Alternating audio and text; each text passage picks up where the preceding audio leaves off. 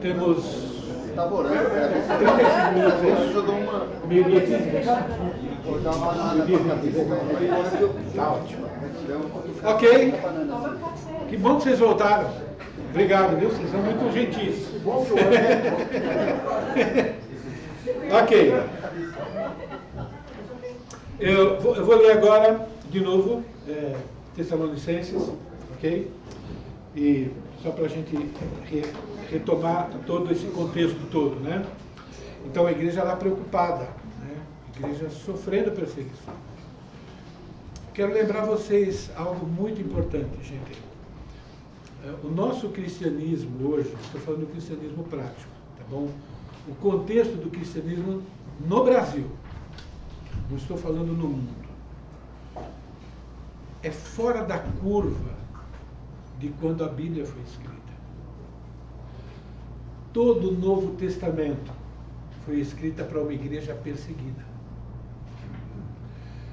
Foi escrita para uma igreja que, para ser cristã, ela corria risco de morte todo dia, o tempo todo. Foi escrita para uma igreja que os pais viam os filhos morrendo por causa do Evangelho. Foi escrita para uma igreja que pessoas eram expulsas de casa por se tornarem cristãs. Isso para nós é. Por isso que era uma igreja forte. Não tinha espaço para uma pessoa. Se a pessoa dissesse que era cristã, ela corria o risco de morrer. Então quem é que. Hoje. Vocês estão entendendo o que eu quero dizer? E nós não podemos fugir de uma realidade que isso fez de nós, né?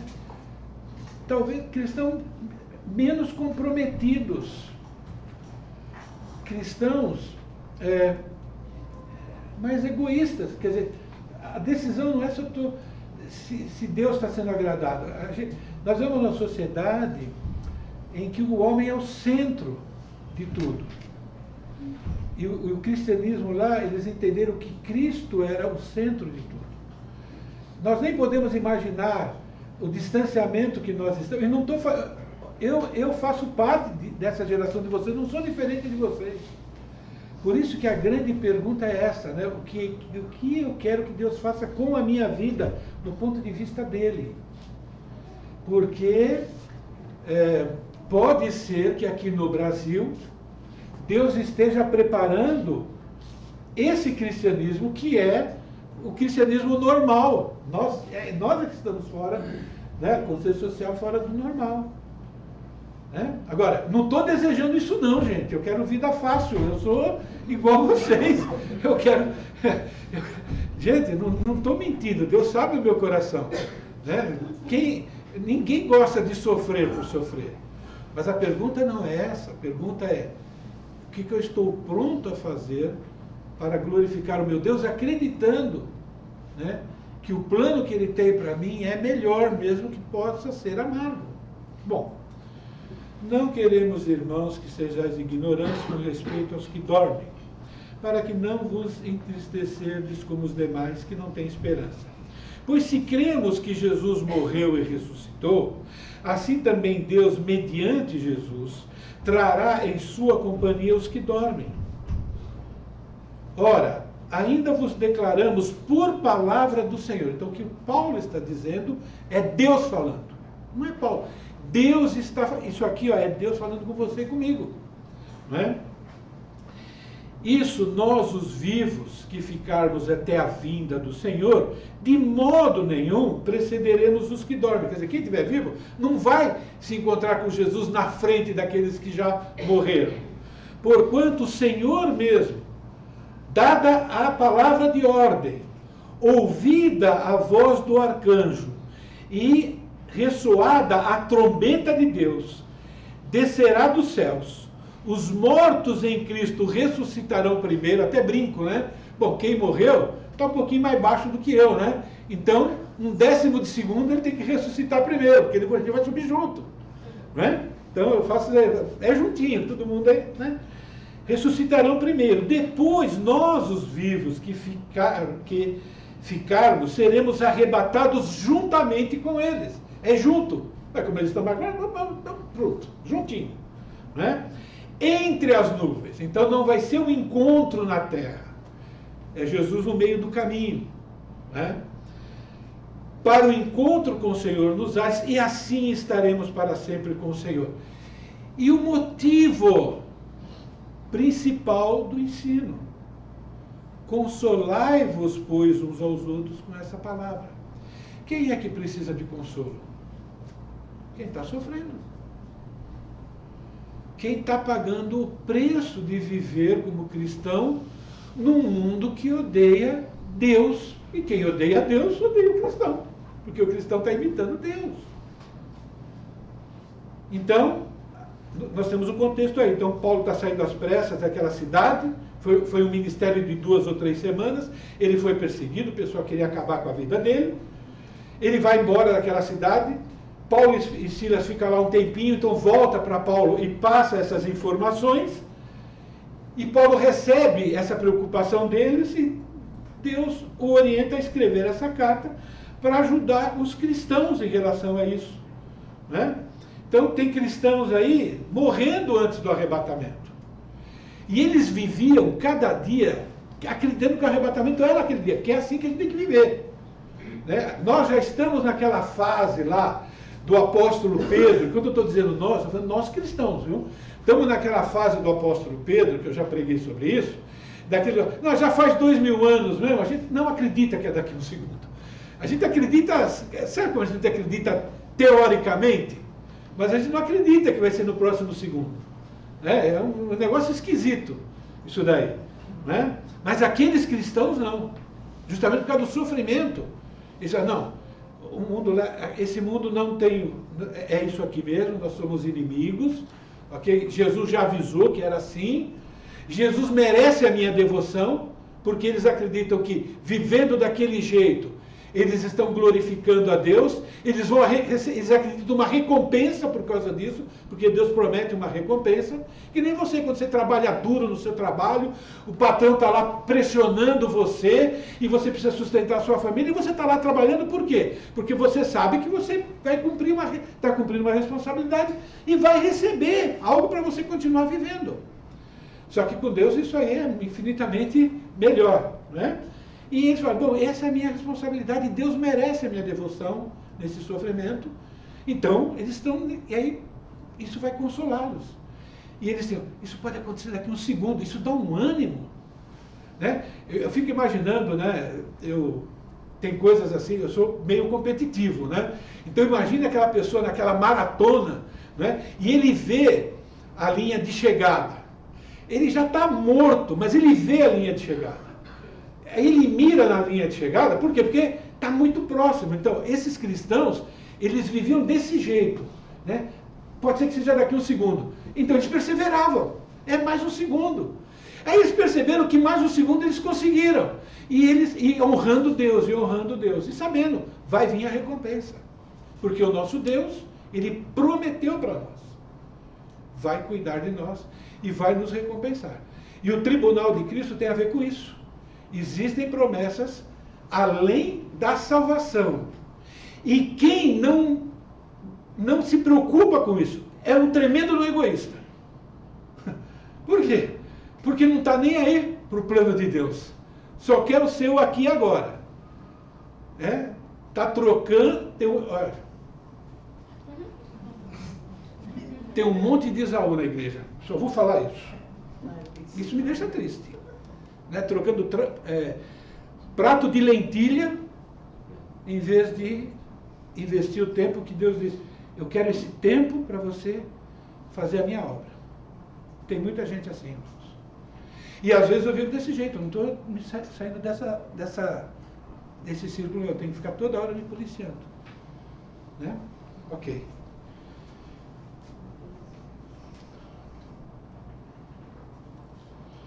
É muito importante que a gente entenda que essa questão de ressurreição faz parte do plano de Deus. Deus é Deus de vivos e não de mortos. O salário do pecado é morte. Jesus veio para mostrar, bom, o pecado vai levar à morte, existe morte física, existe aquela morte que é qualidade de vida ruim, depois dessa morte. E o homem pecou, e a solução é Jesus. Então Deus é um Deus de ressurreição. E na Bíblia você vai encontrar vários exemplos de ressurreições, para mostrar que a ressurreição desse grande grupo da igreja não é algo estranho, é algo que já aconteceu antes. E que vai acontecer também com outro grupo de pessoas depois da igreja. Não é? Esse texto de João: não vos maravilheis disso, porque vem a hora em que todos os que se acham em túmulos ouvirão a sua voz e sairão. Todos. Todos. O que é todos? É todo mundo. Quem crê em Jesus e quem não crê. Então, tem ressurreição para todo mundo. O que significa isso? O cachorro, quando morre, morreu. É enterrado. O ser humano, ele vai viver eternamente. O problema é onde? Adão foi criado para ser imortal. Ele vai ser imortal.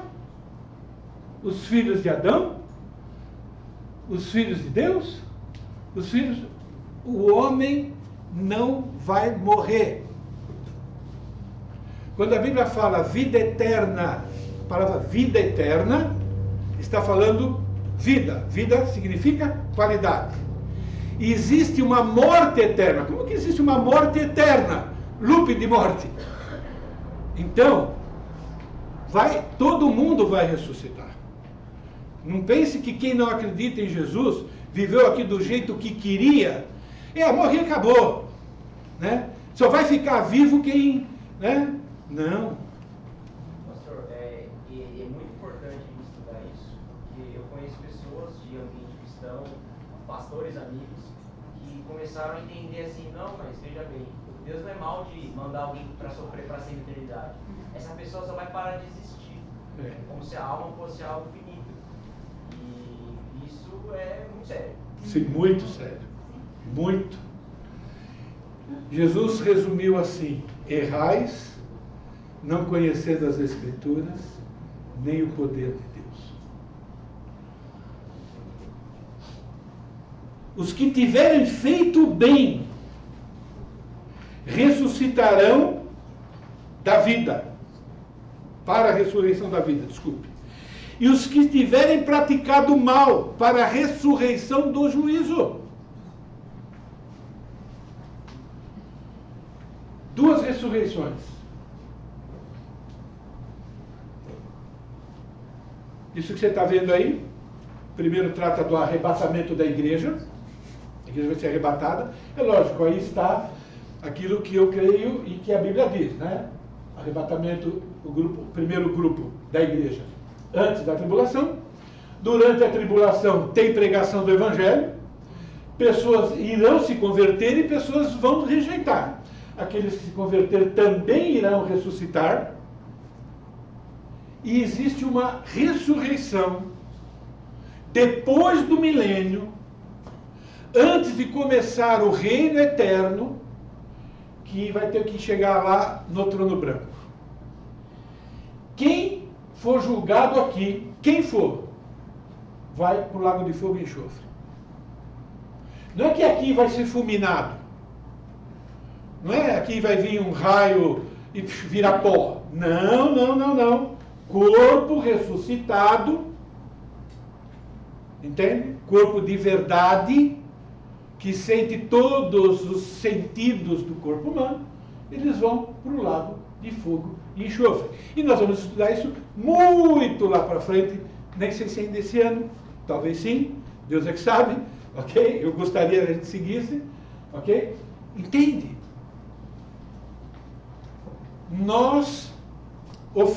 Adão, nosso representante, ele ofendeu um Deus eterno. Um Deus extremamente bondoso. É uma ofensa eterna. Deus nos ama tanto que nos deu uma solução. Jesus, e é de graça, porque a ofensa foi feita. Rejeitou isso? Tá bom. Deus é um Deus de aliança. Se você me seguir, você tem a bênção, qualidade de vida. Se não, é isso. A resposta, o homem está dando no seu dia a dia. Né? Uma ressurreição para a morte, todos os incrédulos vão comparecer, e a Bíblia diz, aqui, ó, o julgamento baseado aqui, tá bom? É bem simples. É a capivara da pessoa. Se Deus decidir hoje, me julgar hoje como pastor, se Ele decidir me julgar depois da conversão, ou se Ele decidir me julgar só baseado naquilo que eu fiz ontem, baseado na capivara de ontem, Ele tem que me jogar aqui embaixo. Se esse for o critério. Mas para a pessoa que aceitou Jesus como Senhor e Salvador, não é esse o critério. O critério é se o nome dele foi escrito no livro da vida. Se o nome dele foi escrito no livro da vida, e quando o nome dele é escrito no livro da vida? Quando ele se rende ao Senhor Jesus. Vamos deixar assim, tá bom? Quando ele se rende ao Senhor Jesus, esse aqui, ó, confiou em mim. Então, deixa eu colocar o nome dele aqui. Esse aqui está com a vida eterna garantida, porque ele decidiu confiar na minha promessa. Quem não está escrito aqui, então agora eu tenho que abrir a capivara dele. Abriu a capivara, é pecador. Tem que ir para o inferno. Por isso que nós temos textos que diz que aquele que confia em Jesus não será julgado, porque se ele for para esse julgamento aqui, é condenação, porque o critério é o comportamento dele. No livro da vida, o critério é a confiança que tem em Senhor Jesus. E quem tem essa confiança, é lógico, ele passa a lutar para viver uma vida agradável ao Senhor, mesmo tendo que pedir perdão, que nem eu pedi para vocês, que eu não segui o conselho desse, não segui o conselho do meu filho, da minha esposa, entendeu? Está agitado, quer dizer, mas, pela graça, salvo. Então os incrédulos vão para uma morte, irmãos, é uma morte eterna. Né? Vem a hora, está vendo aqui, ó? Porque vem a hora. Bom, essa hora já se passaram 2000 anos e ainda não aconteceu. Nós não sabemos ainda o que tem para frente. Mas Jesus diz, vem a hora. Alguns pais, às vezes, cometem o erro de ameaçar os filhos, né? Gente, filho não se ameaça, viu?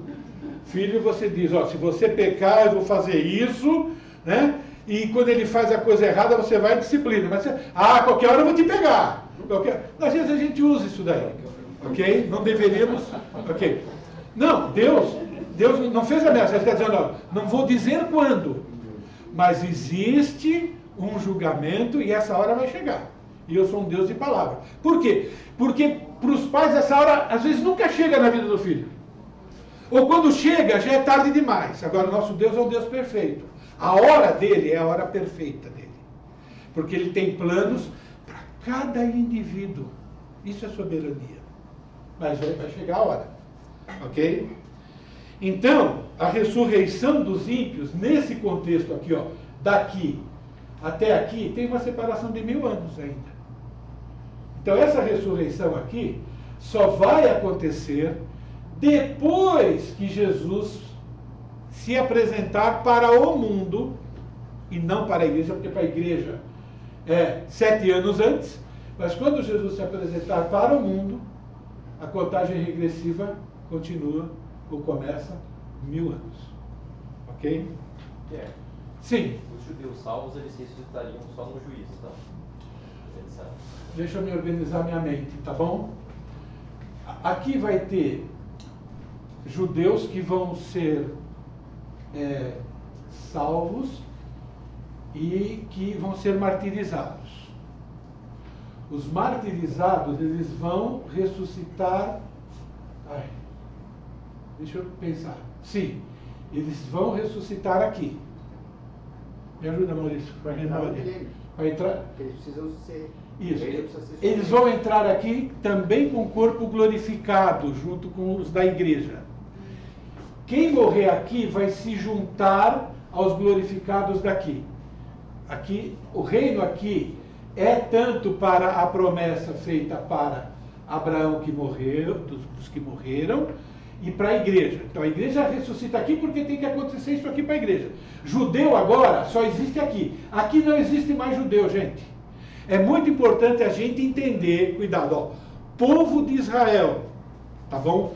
No período da igreja, quando se converte, ele vira o quê? Igreja. No Antigo Testamento, quando um não judeu se convertia, ele virava o quê? Judeu. Ok? É mesmo, o plano é o mesmo. Antes, a pessoa se converteu, virou judeu. Fazia parte do povo de Deus. O judeu rejeitou, começou a igreja. Agora, judeu, aqui, ó, ele não existe mais como salvo. Ele existe como nação. Quando ele aceita Jesus como Senhor e Salvador, ele faz parte da igreja. Então ele vai ser arrebatado. Aqui o judeu volta a ser judeu como nação. Quando ele se converte, ele é judeu. E quando os gentios dessa época se convertem, eles são judeus também. Entendeu?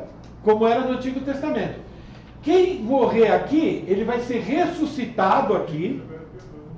Ok? Ele vai ser ressuscitado aqui. Guarda, depois vocês vão pensando isso aí. Por quê? Porque Jesus volta e aí eles vão ajudar, eles vão ajudar a reinar com Jesus. Aqui junta a igreja e judeus convertidos nesse período e vai agora aqui reinar com Cristo. Aqui, ó, vai acontecer conversão, vai entrar convertido. Quem nascer, nasce descrente e pode se tornar um salvo ou não salvo, como hoje. Tá certo? Quem se converter aqui, tá bom? Ele vai fazer parte desse grupo aqui, tá certo? De salvos. Não há julgamento para eles. Quem não se converteu vai ter o julgamento do grande trono branco, né? E quem aqui, todo mundo é condenado, que é descrente, vai para o inferno, lago de fogo e enxofre, e aqui todo mundo, corpo glorificado, entra para cá e novos céus e nova terra. Resumindo assim. Acho que é isso que a minha memória me lembra. Mas a gente vai estudar mais para frente com detalhes. Eu sei que essa questão, irmãos, de judeu, não judeu. Então veja bem, é o seguinte, ó. O mundo é dividido sempre em dois grupos de pessoas, ok? Tá certo? Vamos voltar. Teologia bíblica, ok? Tem os filhos de Sem. Lembra os filhos de Sem? São salvos. Os filhos dos homens se engraçaram com... Os filhos de Deus se engraçaram com as filhas dos homens e lá nasceram, tem aquele termo, gigantes do mar. O que significa isso? Julgo desigual. O mundo é composto sempre de dois grupos de pessoas. Sempre, depois de Adão. Aqueles que reconhecem Deus como Deus e aqueles que não reconhecem Deus como Deus. Então sempre são dois grupos de pessoas. Deus mandou agora evangelizar, desde sempre.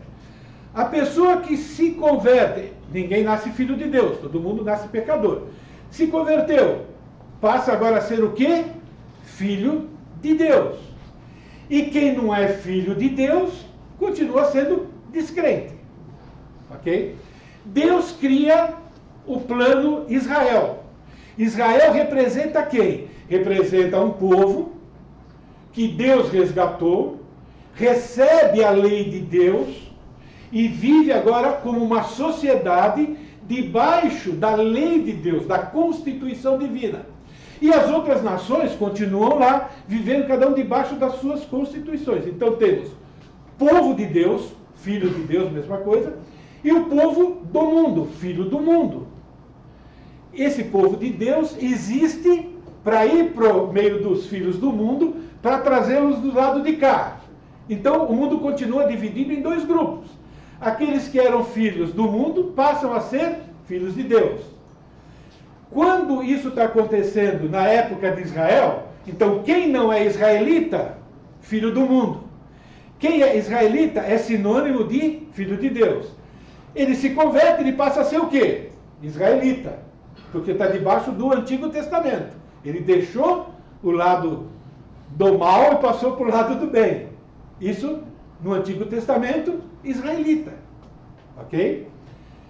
Israel depois fracassou, rejeitou o Messias. Deus falou, agora é a igreja, o plano é o mesmo. Agora existe a igreja, os filhos de Deus, e os descrentes, que agora Israel passou a ser descrente, porque rejeitou o Messias. Os dois povos existem, com nome diferente, mas o mesmo princípio. Igreja, filhos de Deus.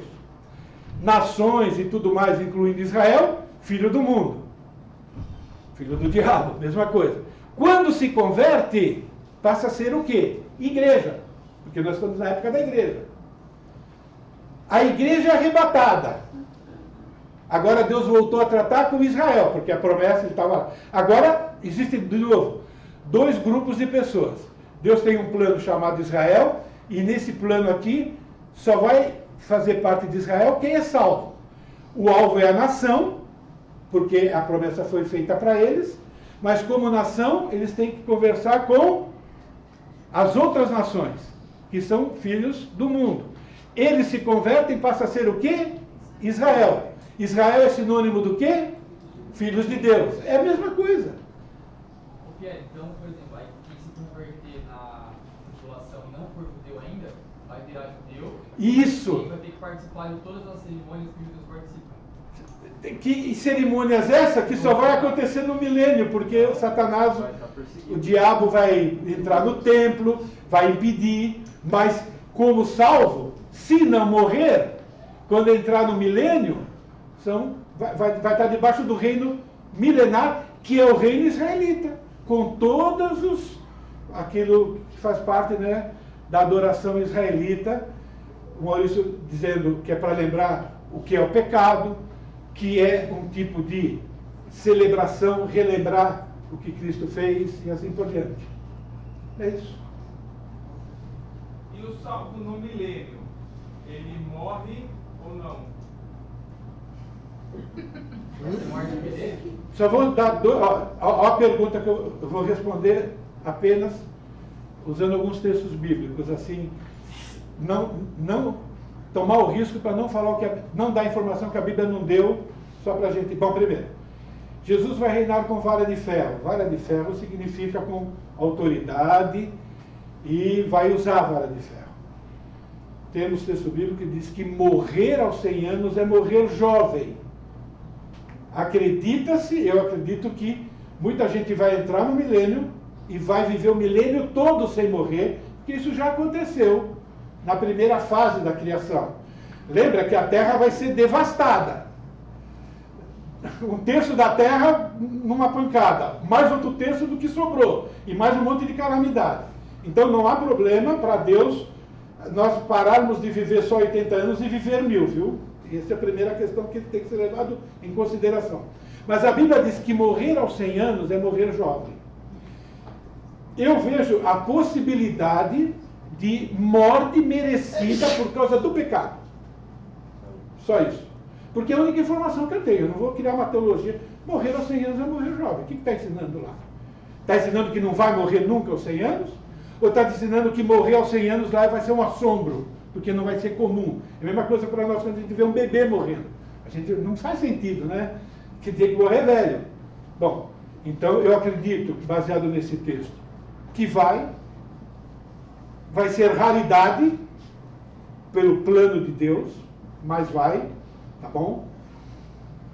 E eu só vou ficar aí. O que vai acontecer com o corpo, eu não tenho essa informação, porque não foi revelado para mim. As coisas reveladas pertencem a nós. As pessoas... Agora, eu tenho o que veio para trás. Aí eu posso... Agora eu vou dizer, bom, baseado num texto bíblico, não lembro se tem ressurreição depois. Parece que não tem. Parece que depois que quem veio... Porque eu não tenho informação sobre esse pessoal aqui depois, né, quem não tiver no trono branco.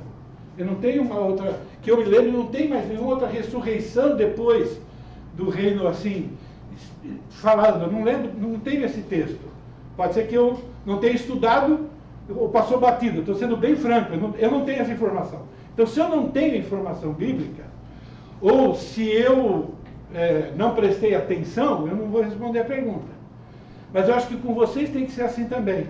Peraí, qual é o texto bíblico que... Então, se não tem um texto claro, É o seguinte, vamos brincar, vamos filosofar, mas não vamos dizer, e não vamos colocar o que o texto não está colocando. Você lembra alguma coisa disso daí, Maurício? Também não. Ótimo. Se a gente souber, posso pesquisar na Bíblia, eu não vou sair procurando, vou ver na Bíblia se tem a terceira ressurreição. Porque duas eu sei que são essas. Tem essa aqui, que a Bíblia é clara, os textos bíblicos estão aqui.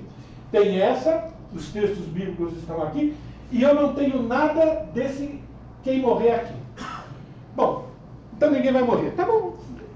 É um bom argumento. Se eu não tenho, durante o milênio eu estou dizendo, né? Duas ressurreições para a vida, né? Para a vida, temos duas ressurreições para a vida e uma para a morte. Obrigado.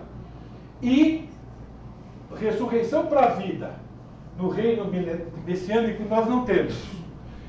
Alguém pode concluir, só vai morrer descrente, porque morreu aqui, então já está programado essa ressurreição aqui. É uma lógica. Mas nós não temos o texto bíblico. Entende o que eu quero dizer? Olha, os ímpios, aqui, ó, não vai morrer. Entende, né? Tá bom, não temos a informação, a gente vai. Vamos bater papo sobre isso e fica no papo. Ninguém é mais sábio do que ninguém. Tá claro isso? Esse texto, as coisas reveladas pertencem a nós, as coisas ocultas pertencem a Deus, significa o quê? O que interessa para nós cumprirmos o plano de Deus para a nossa vida. Qual é o plano de Deus para a nossa vida? Que nós o glorifiquemos e desfrutemos dele para sempre. Nós já temos essas informações na Bíblia. Eu não preciso de mais nada do que isso. E querer além disso é orgulho. Cuidado, não estou dizendo, é querer demonstrar, saber o que Deus não quer que a gente saiba, pode cair facilmente em heresia. Nesse sentido. Né?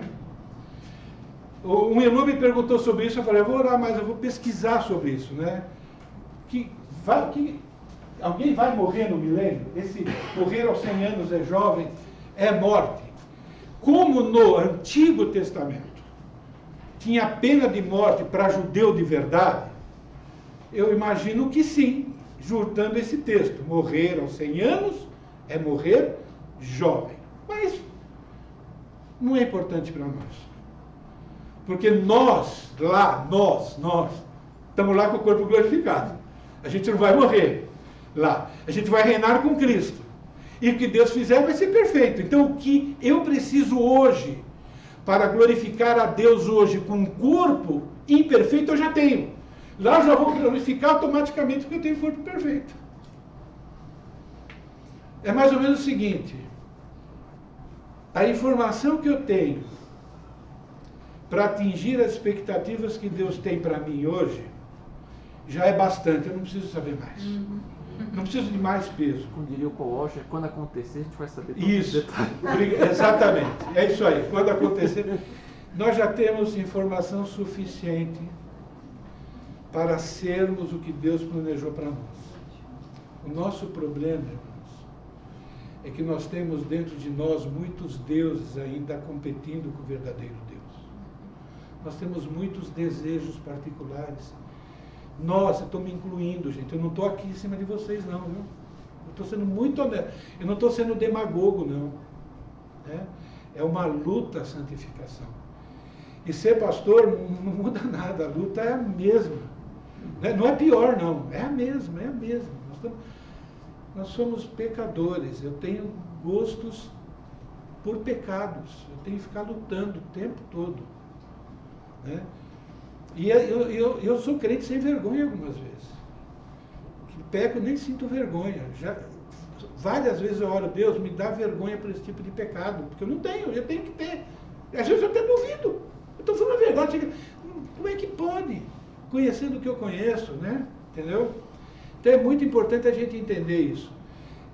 Deus merece a nossa devoção. É muito melhor seguir os mandamentos de Deus. É a melhor vida que existe. É impressionante, traz muita tranquilidade. É por isso que a palavra de Deus foi nos dada. A gente está gastando a nossa vida aqui, irmãos. Isso aqui é um apelo, tá? Acabou o nosso tempo. Nós estamos gastando a nossa vida com coisas que vão ficar aqui. É impressionante como a gente é Esaú. Entende? Tem gente se matando para ter às vezes, o que nem precisa para os próximos 20 anos de vida. E o milênio, nós vamos falar sobre o tribunal de Cristo. E o milênio, a nossa vida no milênio, ela tem uma certa condição. Ela tem bênçãos especiais. Entende? Para quem falou, ó, aqui não tem. Aqui se eu tiver o mínimo que eu preciso para glorificar a Deus, por quê? Porque a minha poupança está lá. Porque vai ficar aqui o resto. A minha poupança está lá. Entende? Essa questão de juntar tesouro no céu, uma figura de linguagem, mas a literalidade é, Deus falou, tem tesouro. E tem gente que não vai ter. E quem não tem, não vai desfrutar. O que é, eu não sei. Mas é tesouro. Que uns vão ter e outros não vão ter. Eu não sei. Tem gente que brinca, né? Tem gente que vai morar na Jerusalém. Tem gente que vai morar lá na periferia. Isso é pouco. Morar na periferia. Se fosse isso, gente, significa que nós vamos ter perdas. A gente não sabe qual é. Mas nós sabemos que nós temos um Deus que, quando Ele dá, aquele que tem vai desfrutar de algo que aquele outro não vai ter. Eu não sei como ilustrar isso. Mas é real. Por isso que nós estamos estudando isso aqui. Tá bom, tá? Vamos ficar por aqui? Alguém gostaria de orar? Por favor.